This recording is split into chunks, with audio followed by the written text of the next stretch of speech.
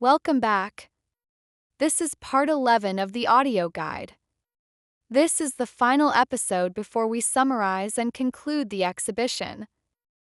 You are now standing before A Walk at Dusk, another late works by Caspar David Friedrich, in which he reflects on death and the afterlife. Before we dive into the painting, let's explore an intriguing aspect of Friedrich's works. Friedrich never signed his paintings, nor did he maintain a journal of his creations. As a result, we depend on letters, art historians, and advanced technology to verify which works are truly his. For example, during preparations for the major Dresden exhibition last year, scientists discovered that a painting long attributed to Friedrich was not actually by him. In the case of A Walk at Dusk, it was the opposite. For many years, this painting was thought to be the work of Friedrich's friend Gustav Caras. However, in recent decades, researchers have come to believe it is indeed of Friedrich. Let's take a closer look.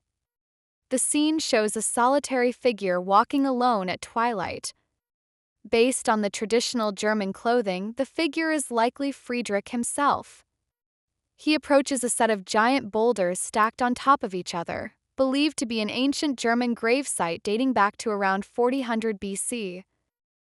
Colors are muted, with deep grays dominating the foreground, and the sky is barely illuminated by moonlight. The rising moon holds symbolic significance, representing comfort through Christ. Notice how the shape of the moon mirrors natural forms in the landscape.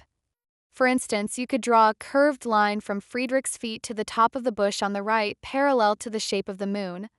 This line points to heaven, and in Friedrich's view to God. This may symbolize Friedrich's hope for peace and connection with God through death, burial, and afterlife. In this room, you will also find Friedrich's late sepia paintings, which focus on themes of death and the afterlife. These works were not only a response to Friedrich's physical decline but also a reflection of his lifelong philosophical interest in the relationship between life and death. For Friedrich, these pieces were about more than endings. They were about transitions and the continuity of existence. Let's take a counterclockwise journey through the room. We begin with two similar depictions of a graveyard at twilight, each featuring an open grave. First glance, they seem alike, but for symbolists, a closer look reveals a striking difference. In the first, a vulture stands near the grave, symbolizing simply physical decay and death. In the second, an owl perches at the graveside, representing divine wisdom. Here, death is portrayed as a positive event leading to transcendent understanding. The next painting features a giant boulder gravesite, similar to the one in A Walk at Dusk.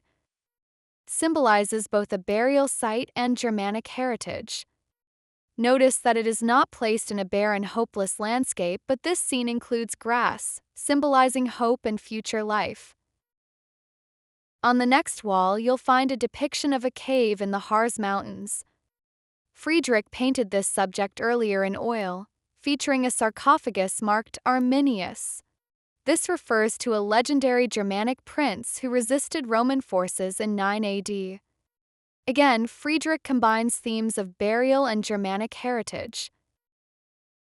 Finally, two sepia paintings showcase Baltic landscapes, offering a lighter mood to end the room.